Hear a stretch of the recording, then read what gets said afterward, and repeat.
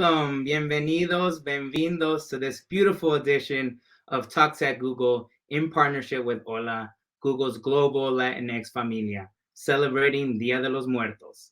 I'm Ruben Dario Villa, aka Mr. Fuchila, and I am Hola's global brand and marketing lead, and I'll be your host for today.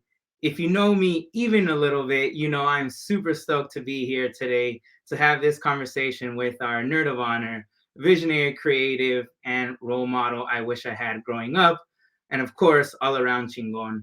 But before we embark on this conversational journey in the spirit of Dia de los Muertos, I'd like to take a moment of silence to remember those who have passed and move on from this world, invoke our ancestors, and pay our respects. So, just a few moments of silence, please.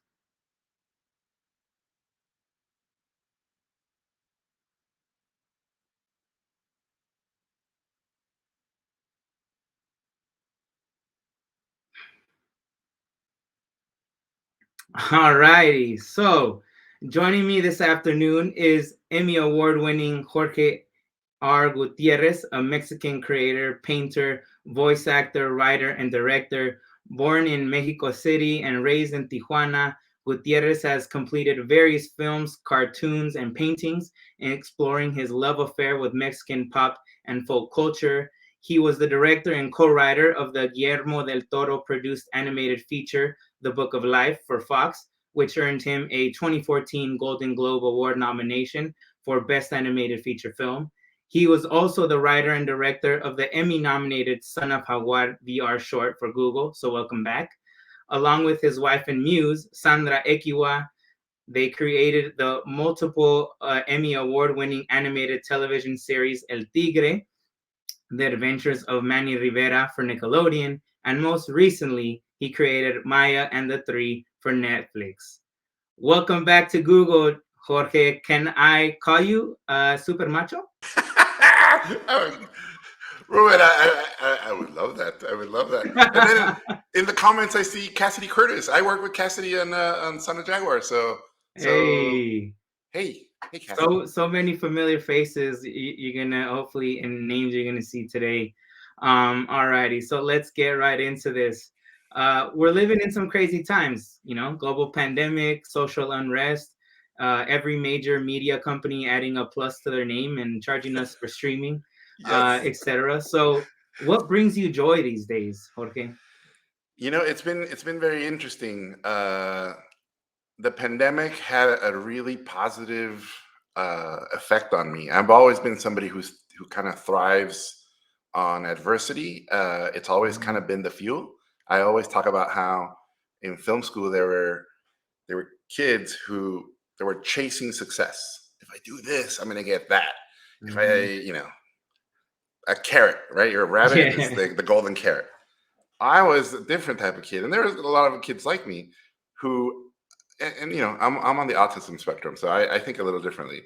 But what motivated me was failure, right? Mhm. So having grown up in Mexico and having grown up in a Catholic upbringing, I I have mastered guilt. So what I used to motivate myself was if I fail, I'm going to let down my parents.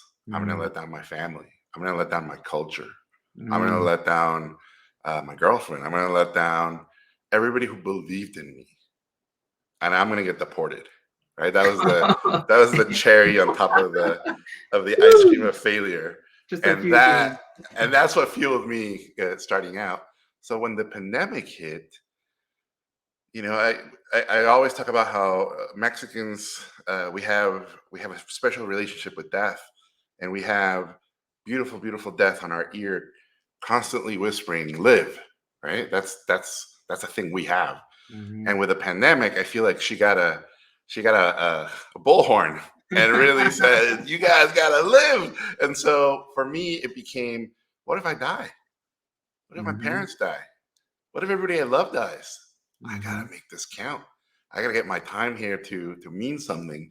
I gotta make something that leaves my medium better than I found it, and I gotta leave something bigger than myself. So it's been great.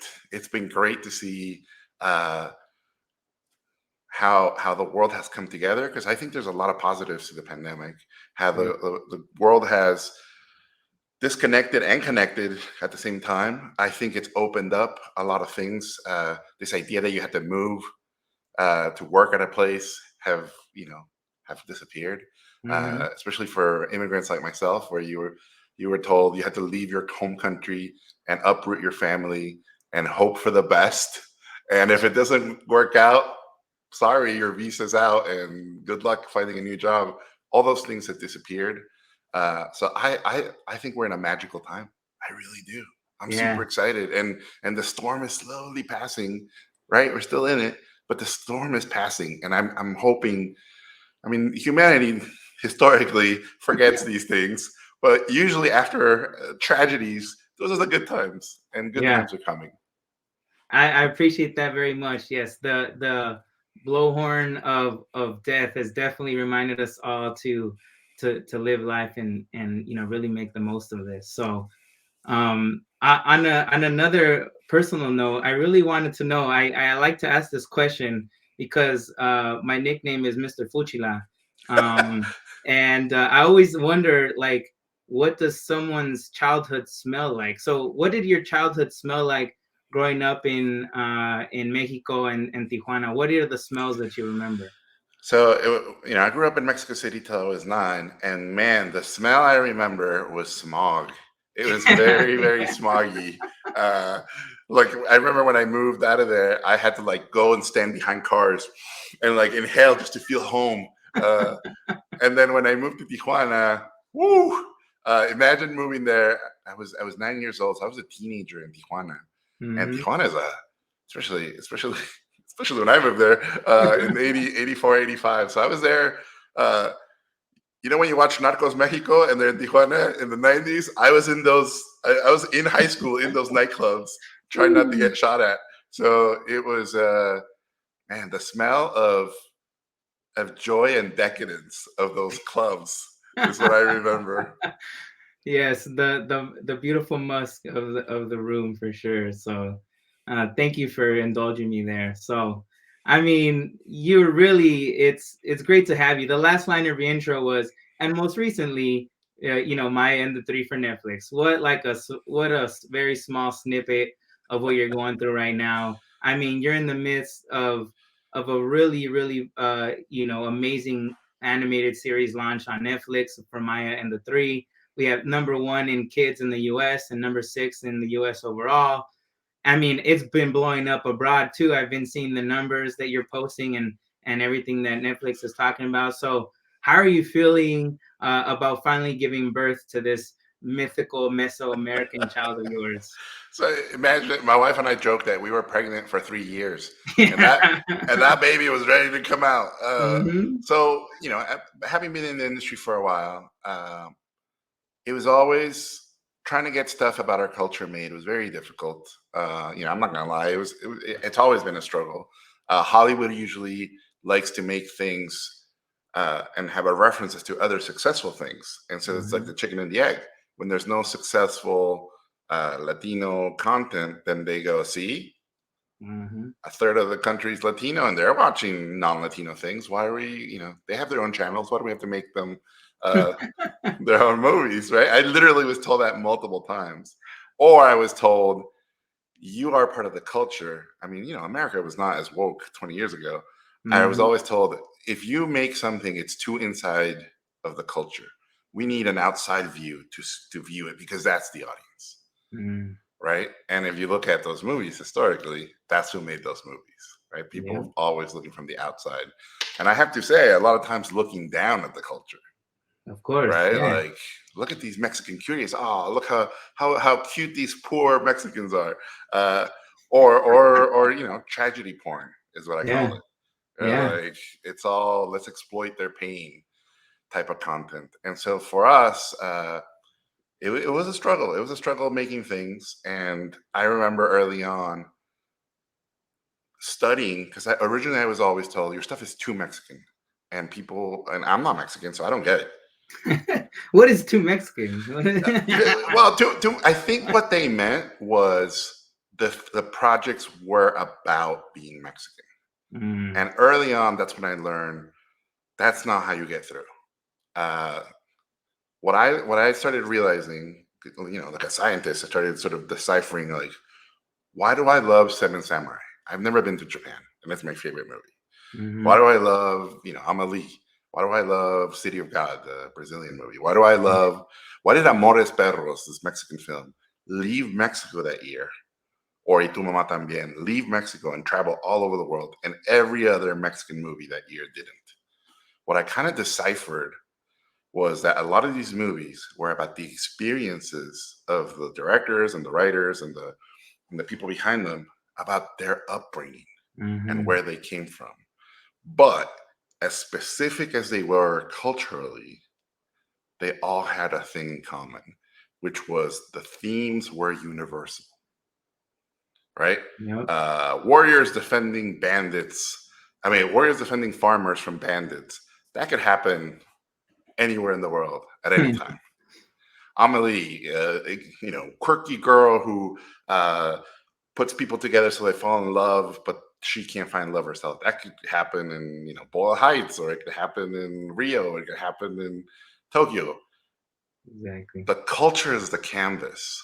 The nuance is very specific, but the themes and the soul is universal. So I always talk about how when you watch something that where you don't belong, like for example Atlanta, the show Atlanta. I'm a huge fan of that show, right? Mhm. I've never been to Atlanta, Yeah, but that yeah, me either, show, but it's dope. but that show has shown me, wow, what a privilege I get to see into that world. What a privilege, and how interesting and how different and how unique is this world. But then as you're looking into this painting, which is allowing you, and by the way, it's not overly explaining everything to you, it's just letting you in. Mhm. The more you look, the more you realize, oh, it's not a painting, it's a mirror. Mhm. And those experiences are completely relatable. So that's kind of what I aim with my stuff. I'm going to take you to Mexico. But when you come to my version of Fantasy Mexico, it's going to be just like your family. It's just going to be like your struggles. And it's going to be just like everything that you're living through. And for me, especially in Hollywood, it was always, it has to work for the US first. Mm. And then I would always ask, like, well, what about Mexico? And they're like, that market's too tiny. It doesn't matter. Well, what about Latin America? Meh. US first, world second. What's changed with streamers, especially Netflix, Yeah. is they go, holy cow, Casa de Papel, worldwide hit. Lupin, Mhm. worldwide hit. Squid Game, worldwide hit. Again, all these shows, not made in the US, could not be more authentic to their cultures, yet are connecting globally. So Mhm. with me and Maya, they go, the US is not the most important market anymore. It's the world that matters now. Yeah. Can you make something for the world? And immediately I go, well, my favorite movies are spaghetti westerns, which are basically made by Italians pretending to be Americans. I love Hong Kong action movies. I love, obviously Kurosawa, and I love movies from all over the world. And I love movies from Latin America. So someone like me who has grown up loving American cinema, but also the cinema of the world, it's like our day has come because Yes. we're used to that and we're used to seeing visions from everywhere. And so I would hire talent from all over the world because they were like me. They had grown up watching everything. So it's a new world out there, and it's amazing. And obviously, some people are feeling really attacked and insecure. They're like, "Well, it's not my Mhm. fault I don't like reading subtitles." And you're like, "Well, I love it that. is your I it is love your fault." that. Yeah, I watched. We watched. We just finished up. Squid Games, and at first it came on with, it was dubbed, and I was like, oh, I don't want this dub. Like, Yeah. give me the original language and let me read. Like, that's how I want to watch it. So, you get the real inflection, you get the real flavor, right, of what it means, to Oh, really experience. absolutely. And think about this, like all over the world. Cinema is born in the big screen. But the reality is, while it's born on the big screen, guess where it lives forever? At home. Mm-hmm.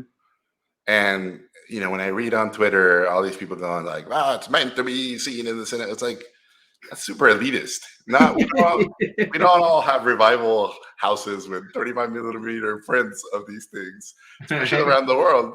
So for me, Maya, for anybody who's seen it, it's basically a 4.5 hour movie. For Mm-hmm. me, that's how I discovered Seven Samurai on basically 3 VHS tapes. And Good, the Bad, and the Ugly, I saw at home, and Lawrence of Arabia, I saw at home. So if a kid today says, "I want to see Lord of the Rings," guess where they're going to see it? They're going to discover it at home.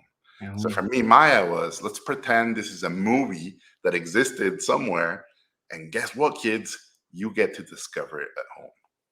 And that's beautiful. And that's why, for those sitting at home, if you haven't watched it, Maya and the Three, I highly recommend. Imagine, like, you know, before this came out, a lot of the executives who were very supportive started being honest with me and going, we have no idea how this is going to do. Like it might be, it might be too of the culture. Let's see how it does. So people got a little worried and people got a little nervous. Mm-hmm. And then boom, it exploded. #1 with kids in Spain, which I couldn't believe, by the way. Yeah. And then we started getting we basically get messages from Africa, all over Europe, from Asia, like Japan got really into it.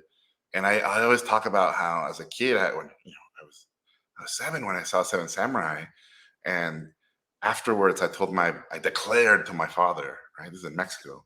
Yeah. When I grow up, I want to be a samurai.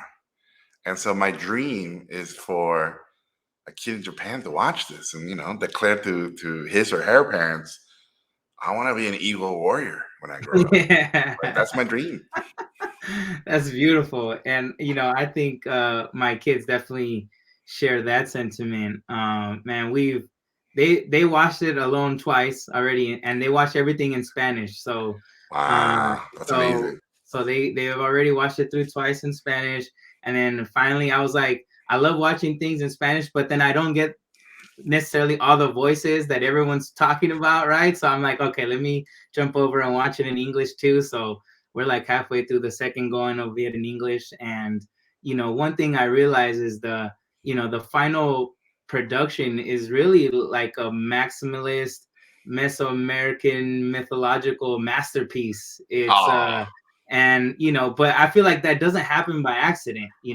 I feel like the cultural nuance that you bring is very much a product of being intentional and being doing your true due diligence, right? And that's one of the things I wanted to ask you about is, can you talk about how and why you pulled the series together, and of course like the research phases of oh yeah, most, absolutely. most So, early on, I, all kids in Mexico City get taken to the Museo Nacional de Antropología, right? Which is like the most, in my opinion, one of the best museums in the world.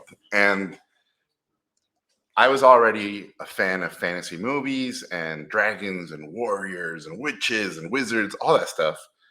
But it's all European, right? It's all medieval stuff. mm-hmm. And so going to that museum and for the first time hearing, I was like a bored kid, and then suddenly a guide goes, and that was the god of war. You go, what? And then he starts describing all these gods and all these warriors and all these legends. And by the end of it, I was like, we have fantasy. We have all that. And I got super excited. And if anybody watches Maya first, basically Maya is inspired by the Aztecs. Then she goes to the Caribbean. Then she goes to, Mayan Central America, and then she goes to South America, to the Incas. If you go to that museum, that's the tour. That's the tour I did. Uh, I didn't do it in order. I after the Aztecs, I went to the Caribbean because it just looked super interesting. Yeah. Uh, and then I got home and I told my dad, and I remember my dad got super excited. Right, he's a history buff, and he's an architect, and he was like, Jorge, we come from warriors. We come from warriors, and those words really stayed with me.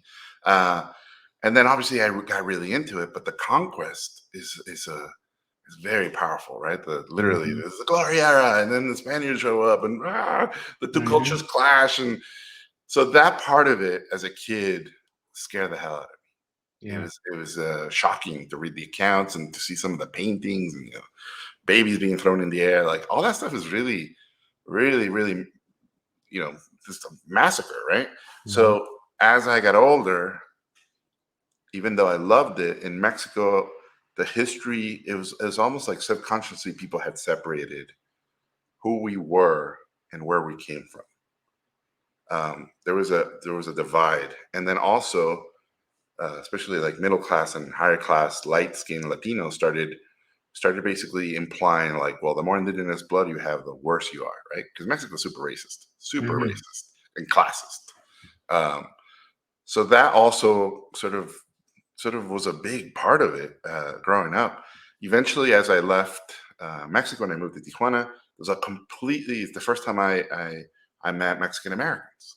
And especially all the Mexican Americans that I met, had a deeper appreciation for the ancient indigenous cultures than any of my friends in Mexico, which I found really strange.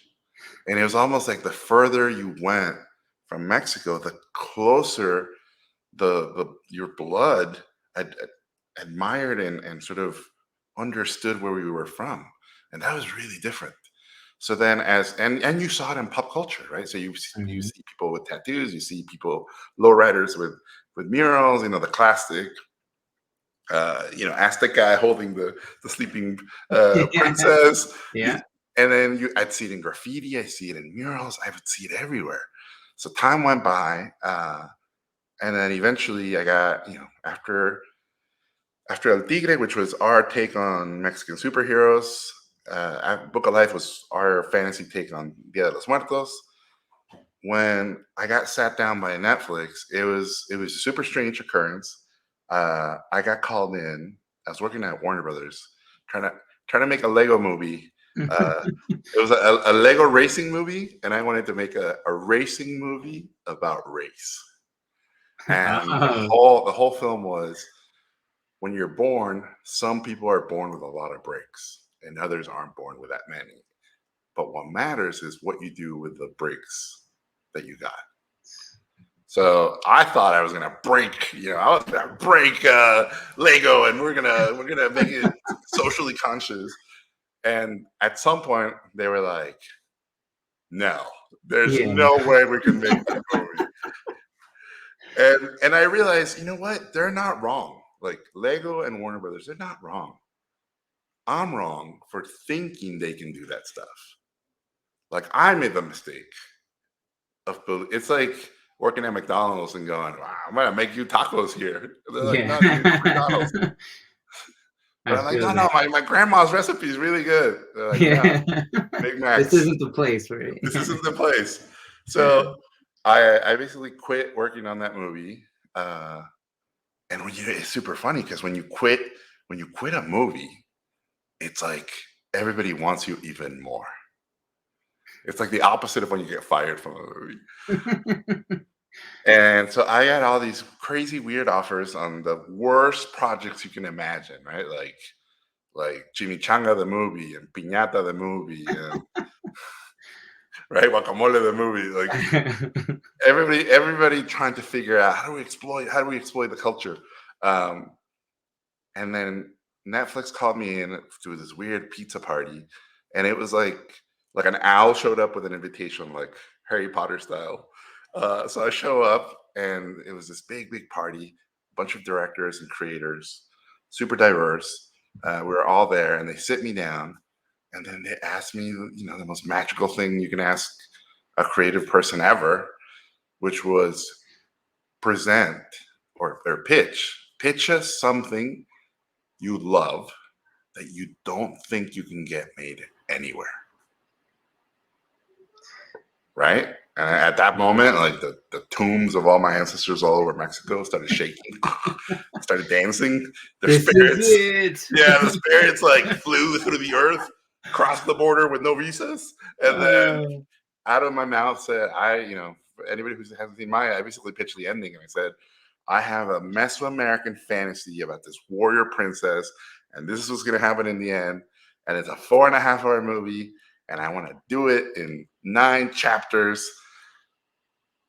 And give me the money of one. This is my pitch. Give me the money of one movie, and I will give you 3 movies. And they're like, what? I'm like, yeah. If you build a character and you rig it and you texture it, it's the same character of the movie's 90 minutes or the movie's 4 hours. Yeah. You need the same amount of sets. It'll just be more story, and we'll keep it within those parameters. And I know Disney, and I know none of the feature houses can do this, and then I know none of the TV houses can do this. This is in between. This will be a bargain for feature, and it'll be really expensive for television. But you guys are Netflix. You guys are reinventing the game, and I wanna prove that this can be done. So usually in a presentation, when I say stuff like that, that's when they're like, they nod, and then the security guys come in and take me out, right? And they're like, they take my hat, they beat me up, and then they put the hat back. Yeah. The executive I talked to said, yeah, that sounds amazing. We should do that. So I drove home that night and I called my wife and I was like, I think they want to make my warrior princess thing. And she's like, Jorge, what are you talking about? I'm like, no, I'm serious. And I got home that night. Next day, I woke up and I was like, did I dream this? Did they actually say that? Like I started questioning it too. Yeah. And then I look at my phone and it's my manager. He's like, what did you do last night? I'm like, what do you mean? And he texts back, Netflix just offered to buy your show. Hell yeah. And that was it. I don't think it'll ever happen again. I love that. No, I really hope it does, one of the things that you mentioned was how they were kind of reinventing that space. And one of the things that you're doing, I feel like is reinventing and or the way you put it, kind of hacking mythology, for today. Like I'd love to know what you sort of mean by that and like why, as Maya puts it, if it is to be, it is up to me, like why that sense of responsibility, to hack mythology. So here's what happened. So as I dove into the research, I read a ton. Of course, I due diligence. This is very important stuff. At the same time, I was appalled. I was appalled in the mythology by how sexist it was. Women were literally the sleeping beauty, or the victim, or the betrayer, or the object, and most of the heroes were male. Surprise, surprise. Mhm. And I realized, with all due respect to the mythology, it's all made up. And throughout history, mythology evolves, right? We're the storytellers now. We're of the culture, so we're reinterpreting, but also we're recreating our versions of the culture. Just like language evolves, Yeah. stories evolve. So I said, well, why not grab the things I like from certain ones, because there's a lot of cross pollination, just like the Greeks and the Romans, the Mayans and the Aztecs. There's a lot of overlap with the Olmecs and it really is a lot of similarities. And then there's a lot of like the god of war is named this, and this one named this, and this one, Mhm. and this and that one. And then I started going, all right, the schools are also fighting, right? Because the Spaniards basically burnt most of the codices. So the ones that are left to be reinterpreted. Mhm. And there's schools of thought. The Spanish say one thing. There's 3 schools in Mexico that say very different things.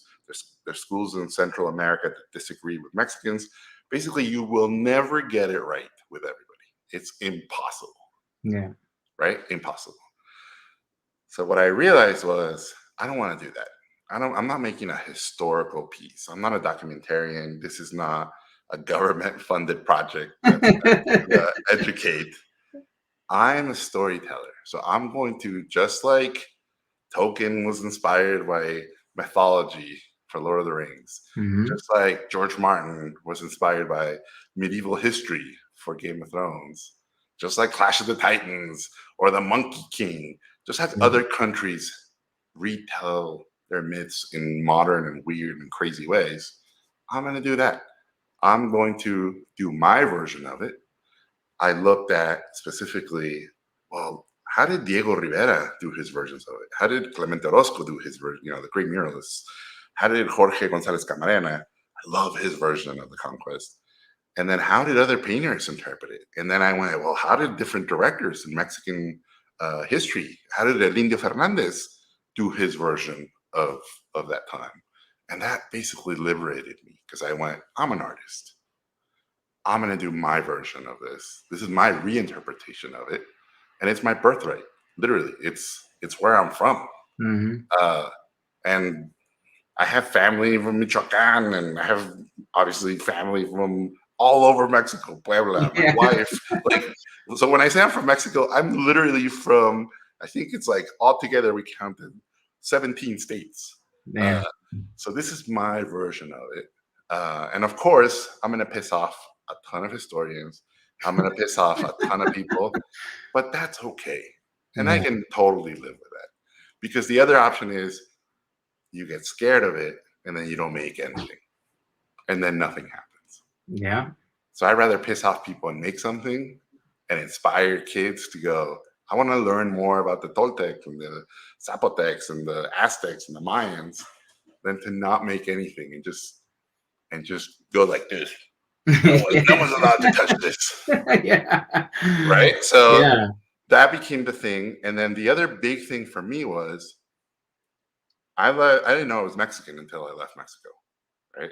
That's when you find out. Yeah, you're like, oh wait. And then once I came to film school, for the first time I met Mexican Americans and I met people from Central America and from South America and from the Caribbean. And I started to realize, holy cow, not only are we really similar, but we can't keep getting grouped into, back then it was a Latino sort of conglomerate, even though we couldn't be more different. It was like putting someone from Australia and England and Wisconsin and and Alaska in a room and going, well, you guys speak English, you have a ton in common. So that's what it definitely felt like. And so Maya was inspired by that. It was Maya left her kingdom and then met people from different kingdoms and became better because she met others. So that's what happened to me. Literally, I met artists from different parts of the world. I met artists from different parts of Latin America, and that really inspired me. And then if I was going to go historical, then I'm erasing Afro-Latinos, which I did not want to do, right? This is fantasy, right? That's when I watched Lord of the Rings. I'm like, you could have people from any race. It's not like there's some Puritan going, that elf looks a little dark-skinned. A little dark. So I wanted to open it up and I wanted to invite everybody and I wanted to make it incredibly inclusive because it's fantasy. We never use the word Aztec. We never say Mayan. We never say Incan. We never say Caribbean. This is fantasy. Yeah.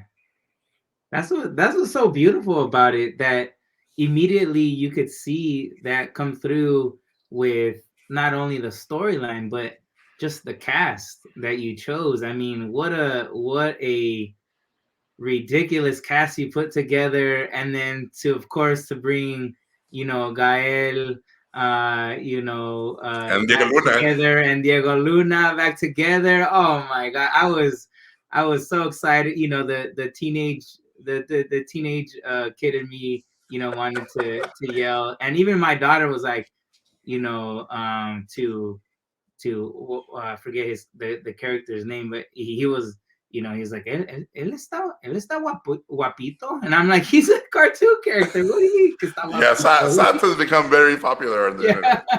Played by Diego Luna. Yeah, exactly. Yeah. And I told him, like, I want a sexy voice. Give me the sexy Diego. And he's like, are you sure? I'm like, do it. Diego, give it to me sexy. And he's like, it's for children. I'm like, they can't take it.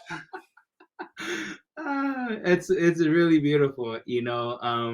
Obviously, you brought some folks along with you from Book of Life as well, which I thought was great. And I hear Zoe keeps talking about how you are always how you were a man of your word about bringing the folks along with you that helped to make previous successes what they were, right? And I applaud you for that.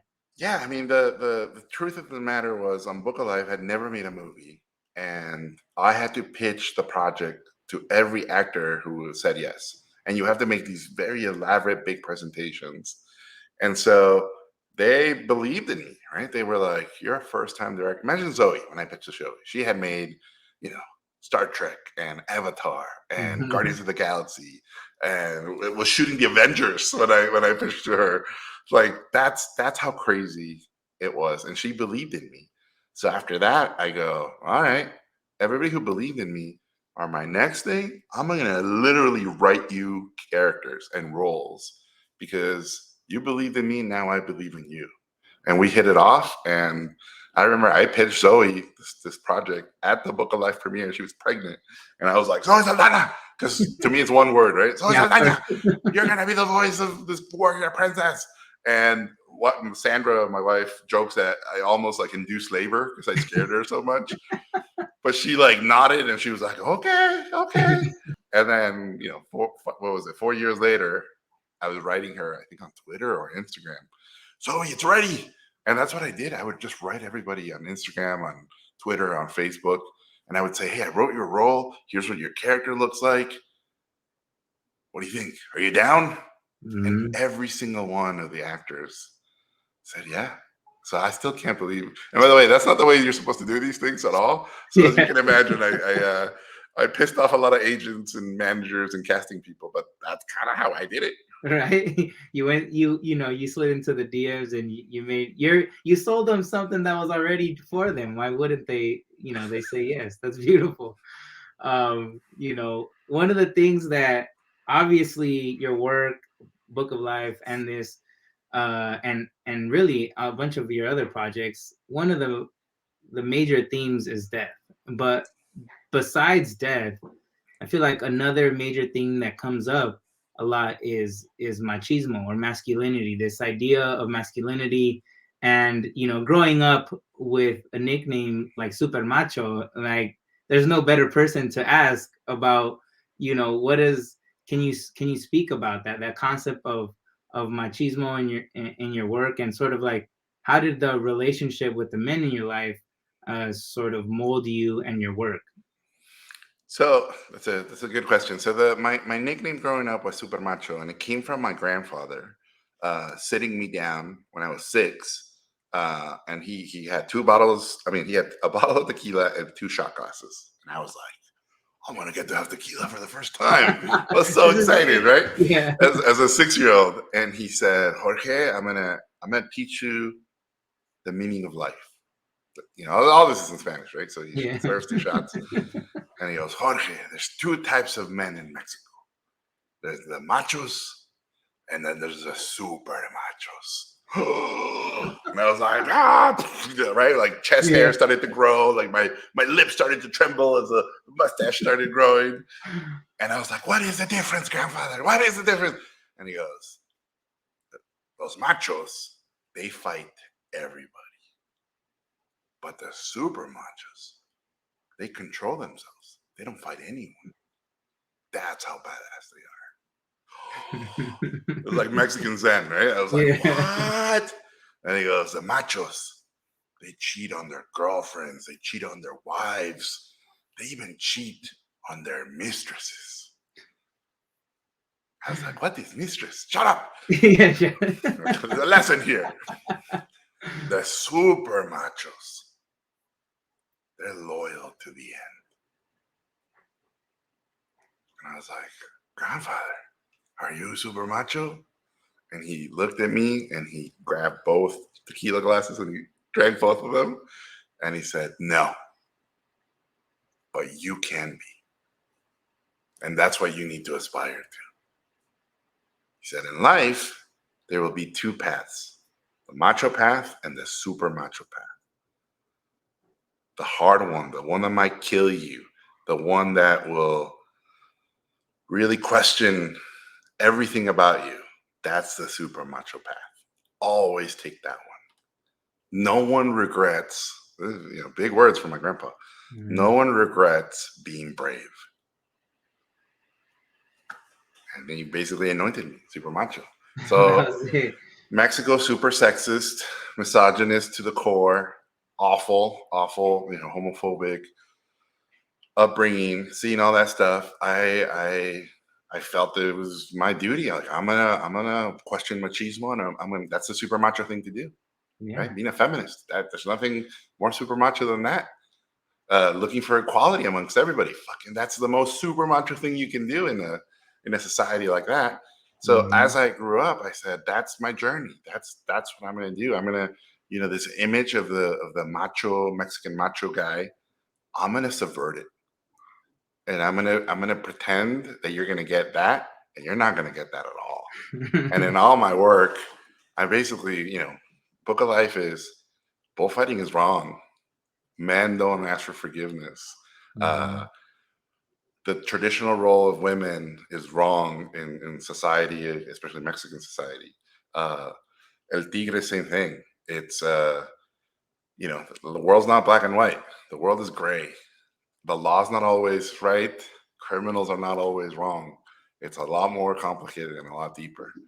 Maya and the Three, same thing.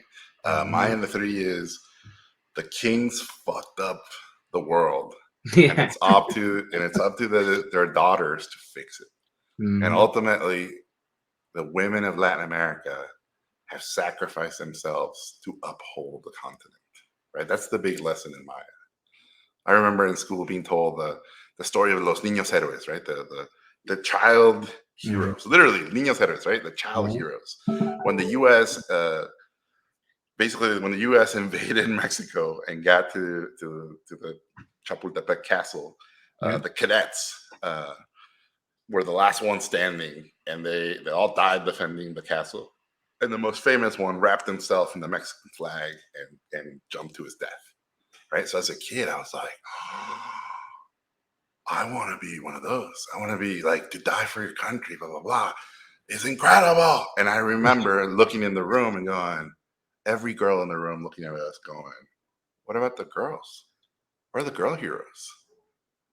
And you look at Mexican history, and women, Adelitas are basically the closest we get to a little bit Yeah. of heroism. But if you look at the conquest with La Malinche, fucking the whole country blames a woman for the conquest, which is Mhm. horrible, right? The word malinchismo means you don't like Mexico, you don't love your country. Yeah. So it's embedded in the culture, this like horrible, horrible misogyny. So for Maya, it was I'm gonna flip that, and I'm gonna show you how ridiculous all those notions are, and that's the super macho thing to do. That was very super macho of you, and and I applaud it very much. One of the things that I've been looking to move more into is into that space and the concept of machismo.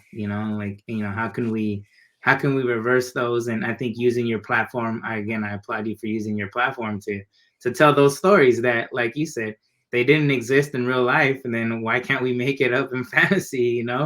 It hopefully at one point, reality reflects fantasy, very much. I'd love to Yeah, live in that fantasy world too. So, and I heard growing up in school, directors and studios would say we're trying to make a timeless classic. I think that's baloney. I think that's nonsense. I think whatever you make is a reflection of the time. And whatever you make, if you don't acknowledge certain things, that's a statement, right? yeah, If you choose to not acknowledge things, you're basically speaking volumes. So I yeah, think as creators, as directors, as writers, as people who make things, we have to reflect what's happening. We have to reflect what came before us, but we have to be contextual and go, yes, but not anymore, right? Acknowledge the past, but see some of the mistakes based on what we know now, right? Because one of the things I found with the gods, it was, hey, this god is evil because he defends the jungle. I'm like, hold on, well, how is that evil? Was who wrote that? Because today that god would be a good god yeah. based on what's happening to the earth. So it's contextual. That's beautiful. And I can obviously I got questions for you for days, but I know there's a maybe one or two questions from the audience that I'd love to Yeah, sort yeah. of Ask away. Ask plug away. now. So we can do that. Let's bring up the first question. So from Sarah, thank you for the question. Are there any film genres that you wish were more commonly pursued in Mexican directed cinema, or subgenres that currently exist in Mexican cinema that you wish were more well known and more visible? And I'm sure you have plenty of answers to this question. Oh yeah. I mean, I have to say, as somebody who loves Mexican wrestling movie posters, and you'll see a bunch behind me, there's never been a good Mexican wrestling. I will go down and say it. There's never been a good Mexican wrestling movie ever made. And by the way, I Oh love Nacho Libre, but that's not a Mexican wrestling no, no. movie from Mexico. So I think I want to plant that flag. So that's the one that I'm looking forward to. And then there's a subgenre in Mexico of these ridiculous action movies, like vampire narcos, and all this like crazy stuff. And again, I've never seen that done well. So these are all the things I want to make, by the way. Yeah. All the things that I'm like, I was promised by the video boxes and by the posters, but then when I watched them, they were terrible. That's what I want to make. Yeah. And that's beautiful, because I mean, if there's anyone that could flip that on his head, and just the way that you tell stories, it could definitely be you to make that a reality. So did we have another question? If not, I can keep it going. Cool. All right. So another thing that and please feel free to add questions as we continue talking. We'll get to them. Yeah. Um I won't it, bite, I promise.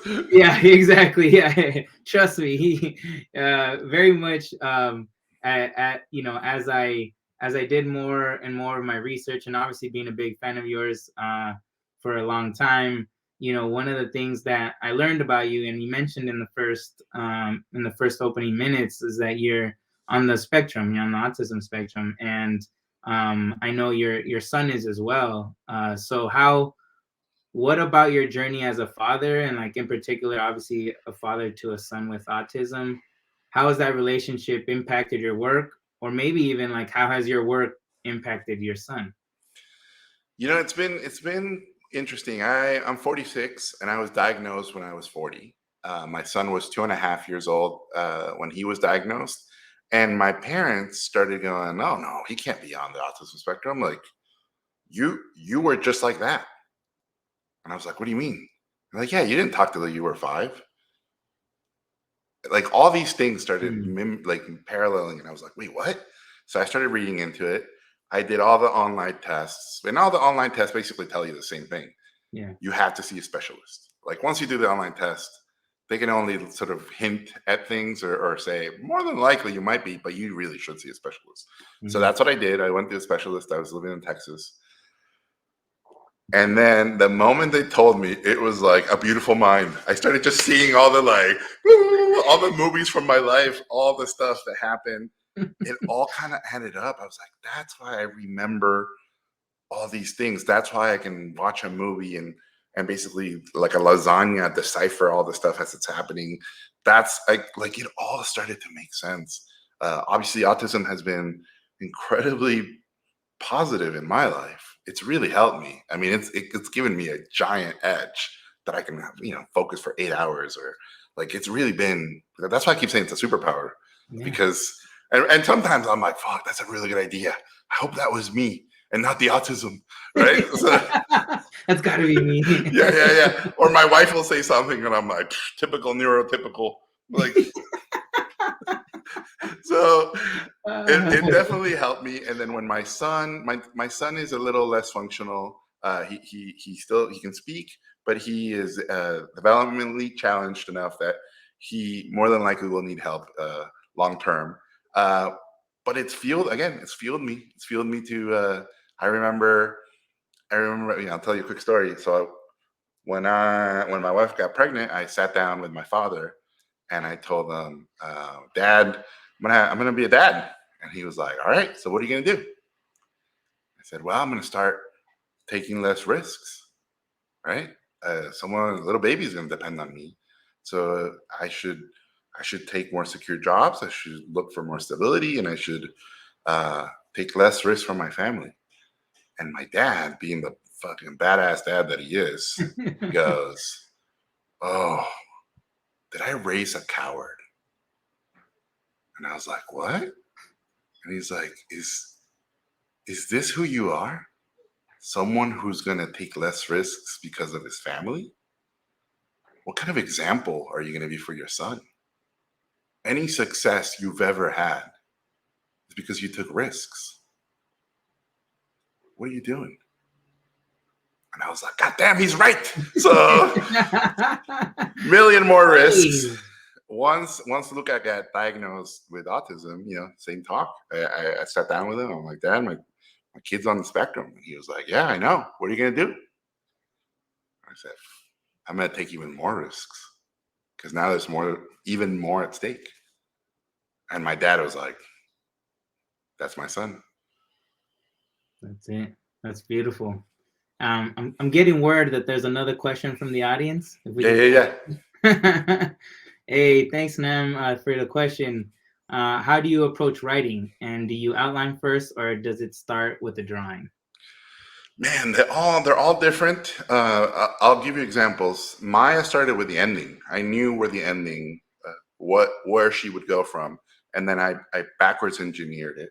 Book of Life, same thing. I knew the ending, or Manolo apologizing to this bull that was made up of all the bulls his family had ever killed. Like those were the first images that kind of came to me, and then I write away from the ending. The new movie that I'm working on now, um, it was definitely a different process on this one. And now, because it's a very specific genre, I just watched a ton of movies of that genre, and I said, my take on this genre is going to be this. Here's the subtext. Here's the heart. Here's the personal stuff. Because everything has to be personal to me. I can't just make stuff to make stuff. I got to Mhm. have some personal connection, and Yeah. it's got to hurt, right?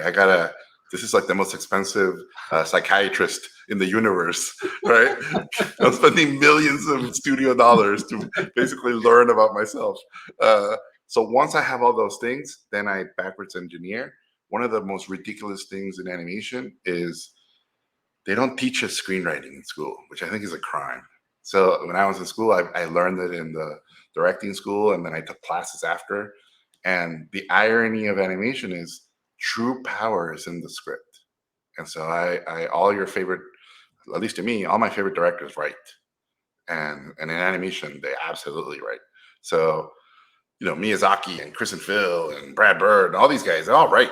So I really focus on writing, even though I love drawing and I love the art form and I love the art side. Without writing, it doesn't mean anything.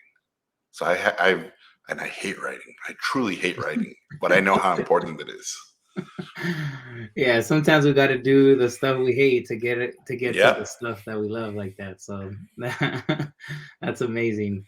I know we have only a few minutes left, so one of the things that came to mind as a last note to you is that the title to your talk and Nickelodeon, the tacos of success are dripping with the salsa of failure, was something that it just blew my mind, because you could many a times, it's exactly what happens, and it was a perfect metaphor to just uh to really get to hit me here. And so I wanted to see if you can just speak a little bit on that, and sort of you know Yeah. I mean, yeah. what I basically mean by that is without failure, there's no success. And you'd learn nothing from success. You only learn from failure. And when bad things happen, what matters is what do you do after? Because they are going to happen. Mhm. So we're going to be defined of, like the great philosopher Chumbawamba said, when you get knocked down, you got to get back up again, right? So for me, if I looked at my career, because I'm always backwards analyzing all of this, I go, all right, my first job was a little internet cartoon for Sony. And thanks to that getting killed, I got multiple pilots. And thanks to all those pilots not happening, one of them went through and became El Tigre. And thanks to El Tigre getting canceled after one season, Mhm. it won 7 Emmys. That opened up the space for me to make Book of Life. And thanks to Book of Life not making $1 billion, because by the way, Book of Life had made $1 billion, I would be making Book of Life 5 right now. Yeah. They would never let me do anything else in my life. Thanks to it doing well enough and being critically acclaimed enough, I got to make Maya. And thanks to Maya, now I'm going to get to make other stuff. So I always say failure is such a big part of it. And when you look at people's careers, no one goes like this. It's always this. Yeah. And so I love failure. It's a reminder that I'm going to get better and I'm going to get stronger. It's beautiful because it really is, like it said in Maya and the Three, death gives life value. Yeah. So without death, the counterpart of life, and specifically today on this day, Dia de los Muertos, it really is, the perfect way to sort of wrap up this conversation. Yeah, think about that. Failure gives success value. That's it. That's it. Tattoo that on my chest, so. So again, thank you very much, Jorge, Super Macho. You've been just an amazing and talented, honored guest. You really are a gentleman and a scholar, a nerd and champion of Mexican cultura. And it was a pleasure to have you here at Google. Thank you again, and thank you to everyone who came and supported and showed up for this conversation. My name is Ruben Dario Villa, aka Mr. Fuchila. I am Ola's global brand and marketing lead. And on behalf of all of Ola, gracias, and thank you for being here today.